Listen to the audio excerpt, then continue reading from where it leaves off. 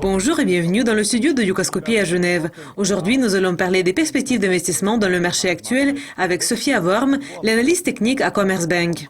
Madame Worm, bienvenue dans le studio. Bonjour. Nous observons actuellement un environnement à faible rendement et une haute insécurité dans les marchés. En plus, un défaut éventuel de la Grèce et le Brexit inquiète les marchés. Donc, qu'est-ce que vous proposez maintenant à vos clients? Nous recommandons toujours de rester dans le marché des actions et d'acheter dans le marché des actions, comme nous prévoyons que la situation de l'environnement à faible rendement va durer pendant un certain temps, surtout dans la zone euro. Donc les rendements des obligations restent bien au-dessous des rendements de dividendes dans la plupart des pays développés, par exemple en Allemagne, mais aussi dans d'autres pays européens et même au Japon et au Royaume-Uni. En plus, les rendements des obligations à long terme, par exemple en Allemagne, sont toujours au-dessous du taux d'inflation. Donc c'est impossible d'avoir des rendements réels sur les titres à revenus fixes en Allemagne. Donc la question se pose, l'investisseur, qu'est-ce qu'il doit faire? Nous recommanderions d'acheter des actions à rendement élevé des dividendes et dans l'image technique attrayante par exemple. Donc vous prévoyez d'investir dans les actions. Quels secteurs seront particulièrement bénéfiques et quels secteurs vous pourriez recommander? En ce qui concerne par exemple le stock 600 en Europe, nous voyons le renforcement du domaine technologique. Nous avons quelques fusions et acquisitions aux États-Unis par exemple. Le Nasdaq Composite a montré également le renforcement, donc le secteur technologique est parmi ceux qui profitent de l'environnement actuel.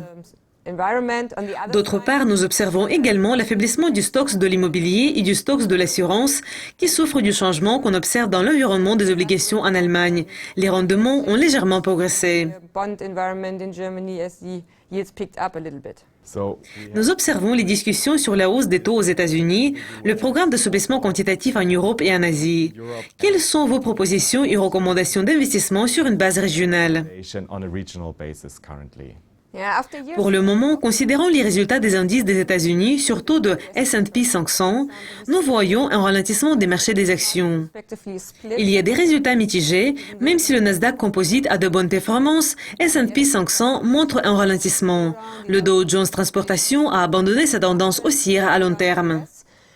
Donc, on observe le ralentissement aux États-Unis et, comme vous l'avez déjà mentionné, en Asie et au Japon, par exemple.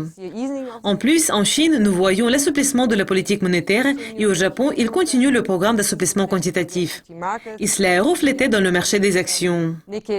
Le Nikkei 225 du Japon a des résultats positifs. Nous avons des prévisions positives pour le marché des actions du Japon.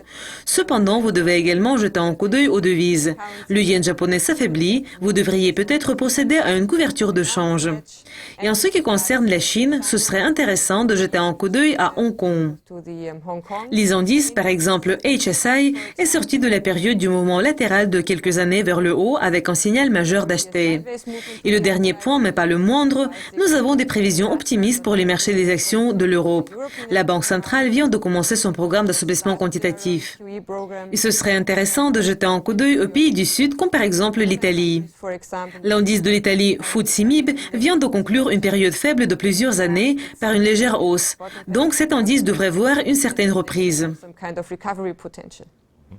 Et la dernière question. En ce qui concerne les indices du marché de la Suisse, quelles sont vos prévisions pour le SMI? Le SMI connaît une hausse depuis plusieurs années. Il est très stable. Même la Banque nationale de la Suisse n'a pas pu l'empêcher. Le SMI se négocie près de son plus haut niveau jamais vu, près de 950. Et je prévois que l'indice va connaître cette zone de résistance le mois prochain et qu'il va atteindre le niveau de 7000 points cette année ou l'année prochaine. Sophia Worm de Commerzbank, merci beaucoup de votre présence aujourd'hui.